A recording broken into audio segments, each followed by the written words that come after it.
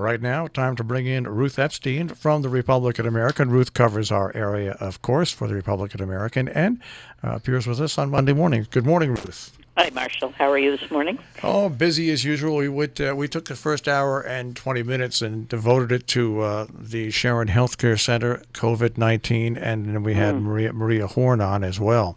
Because that's the issue of the day, the idea that they're going to make it a COVID-19 recovery center. And had a story in about the reaction from First Selectman Brent Colley, who has some real concerns, and urging people to express those concerns to the state. Yeah, it's a biggie. You know, what I've said all along, I think the idea of putting up the field hospital at Sharon Hospital is a great idea. It's going to be a release valve for people who have already been on ventilators and survived and had severe medical treatment, and they need 2 to 3 weeks to recover. And that opens up hospital space for people that need to go in. And it's just an overflow possibility. I'm in favor of that. I am. I'm not necessarily not in favor of having COVID-19 senior citizens move to secure and safe places. But it's a great idea that has so many question marks with it when it comes to a facility like Sharon Healthcare. I've had some people say to me, well, what makes you, what do you mean that Sharon Healthcare people aren't trained?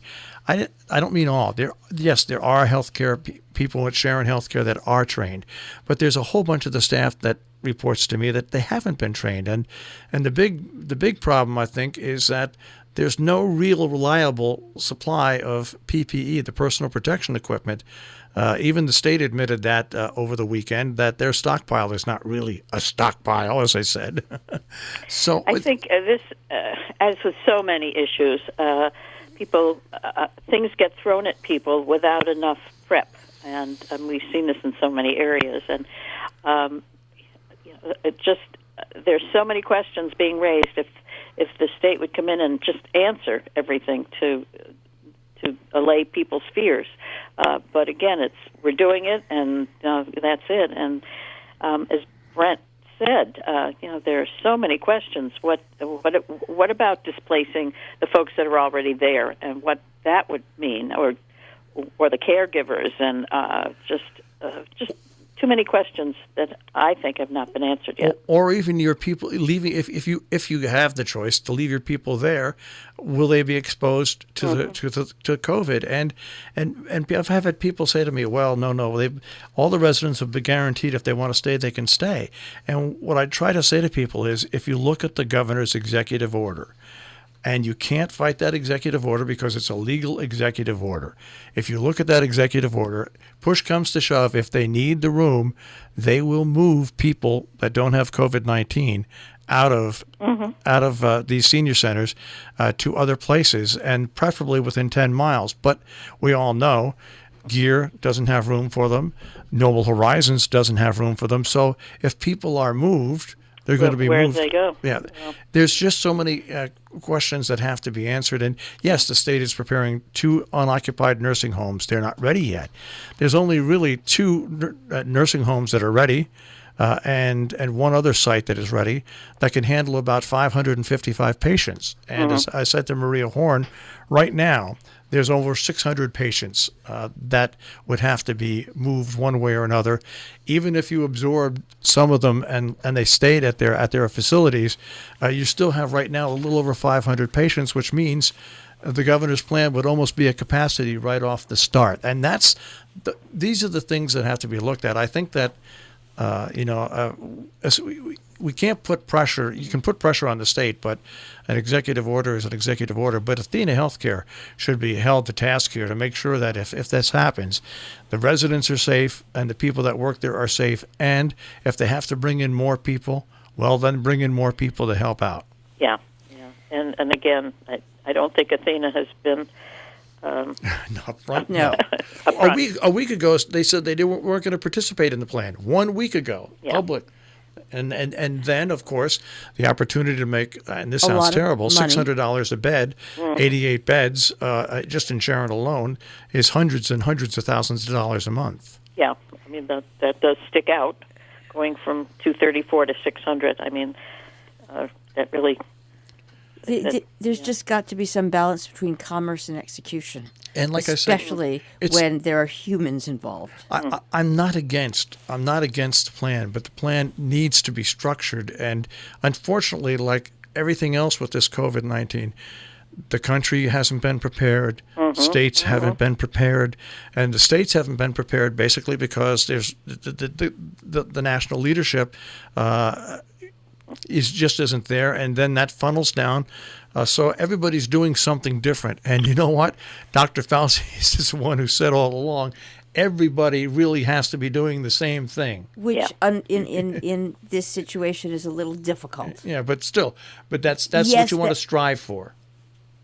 Yes, in an ideal world. Then again, you got the execution aspect of it. Mm-hmm.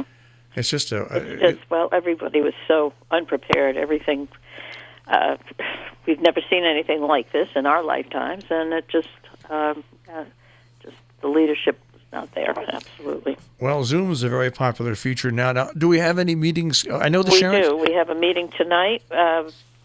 Falls Village Board of Finance will be Zooming. And Sharon's selectmen are meeting tomorrow, and Maria Horn announced this morning that they're trying to change the agenda to include someone from the state and someone from Athena so people can Zoom into that meeting. And, of course, that's what they're trying to do. Brent Colley's trying to, because there's legal ramifications about changing a meeting.